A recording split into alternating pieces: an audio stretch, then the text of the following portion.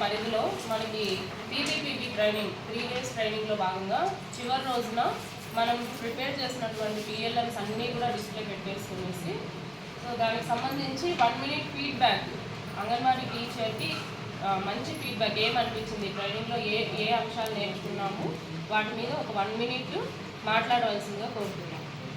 మనకు ట్రైనింగ్ ఇచ్చినటువంటి సూపర్వైజర్స్కి మరియు హాజరైనటువంటి తోటి అంగన్వాడీ కార్యకర్తలందరికీ నా యొక్క నమస్కారాలు. ముఖ్యంగా మనకు ఈ ప్రోగ్రాము 3 రోజులు మన కార్యక్రమము ట్రైనింగ్ జరిగింది. అందులో భాగంగా మనకు పోషన్ బి పడాయి బి అనే సబ్జెక్టు పైన మనకు క్షుణ్ణంగా క్లాసెస్ జరిగినాయి. ఏవేవైతే ఉన్నాయో వాటి గురించి మనం ఇక్కడ ప్రతి ఒక్క చార్ట్ని డిస్కస్ చేయడం జరిగింది.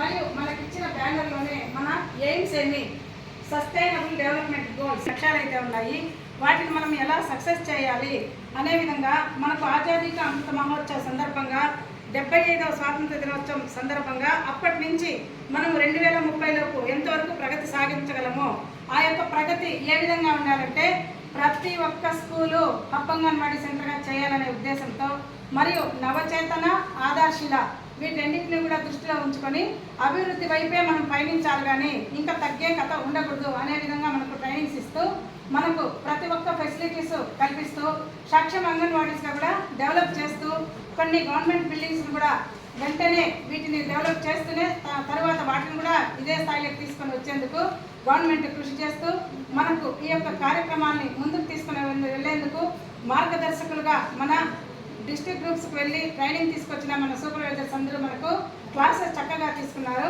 ఇక్కడ మనం నేర్చుకున్న ప్రతి ఒక్క సబ్జెక్ట్ను మనం క్రింది స్థాయిలోకి అంటే మన స్కూల్స్లోకి తీసుకొని వెళ్ళి ఖచ్చితంగా వీటిని అమలు చేస్తామని ఈ మూల్యాంకనాలంతా తప్పకుండా పిల్లల వరకు తీసుకొని వెళ్తామని మనమందరి తరఫు నుండి మనము ఈ సభాముఖంగా తెలియజేస్తున్నాము.